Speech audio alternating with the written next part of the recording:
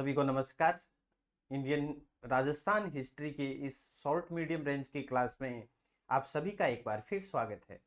साथियों, पिछली कुछ कक्षाओं से लगातार अपन राजस्थान के इतिहास को समझने के लिए उन पुरातात्विक स्रोतों की बात कर रहे हैं जिनमें सबसे पहले अपन ने प्रशस्ति अभिलेख स्तंभ की चर्चा की।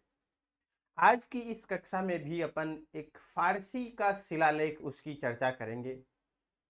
साथियों, इतिहास के बारे में ये दुनिया जानती है कि जब जिस शासन के सामने कोई कवि या कुछ लिखता है तो हो सकता है उसमें कुछ कुछ उपलब्धियां या कुछ बातों को थोड़ा सा बढ़ा चढ़ा के लिखा जाता हो, लेकिन जब इतिहास की अन्य इतिहासकार जब उसे बैठकर एक जगह इस बात की चर्चा होती है तो क्या सच क्या सामने वो लगभग सामने आ जाता है।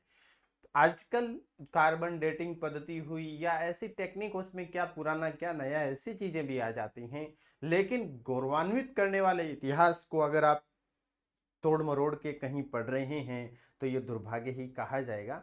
साथियों, आज की इस कक्षा के अंतर्गत जिस अपन शिलालेख की चर्चा करेंगे वो फारसी भाषा का शिलालेख है, जिसमें बात आती है 2.5 दिन का झोपड़ा। साथियों, 2.5 दिन का झोपड़ा ये क्या था? जब साथियों, यह वास्तव में क्या थी? एक संस्कृत पाठशाला थी। क्या थी? संस्कृत पाठशाला थी। और कुतुबुद्दीन ऐबक ने इसे तोड़कर 2.5 दिन के झोपड़े में बदला था। यह अजमेर में स्थित है। 2.5 दिन का झोपड़ा बनाया था। इस पर फारसी भाषा में इसके निर्माताओं के नाम लिखे हुए हैं। अब देखो साथियों, संस्कृत पाठशाला थी, फिर इसे तोड़ के 2.5 दिन के झोपड़े में बदल दिया गया था। और फिर यह भारत का सर्वाधिक प्राचीन फारसी लेख है, यानी सबसे पहले इसी पे ही कुछ फारसी भाषा में लिखा गया था कुतुबुद्दीन ऐबक के द्वारा। किसके द्वारा? कुतुबुद्दीन ऐबक के द्वारा।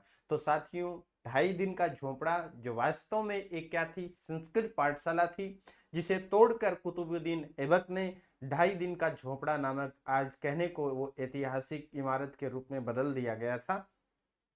और इसमें फारसी भाषा में निर्माताओं के नाम लिखे हुए हैं। और भारत का ये सर्वाधिक प्राचीन, मतलब इससे पहले कोई फारसी भाषा को, क्योंकि उससे पहले कुतुबुद्दीन ऐबक और ये आए नहीं थे, तो ये इसमें लेख लिखा हुआ है। तो साथियों, आज की इस शॉर्ट मीडियम रेंज क्लास में बस इतना ही। कल फिर हाजिर होंगे। धन्यवाद।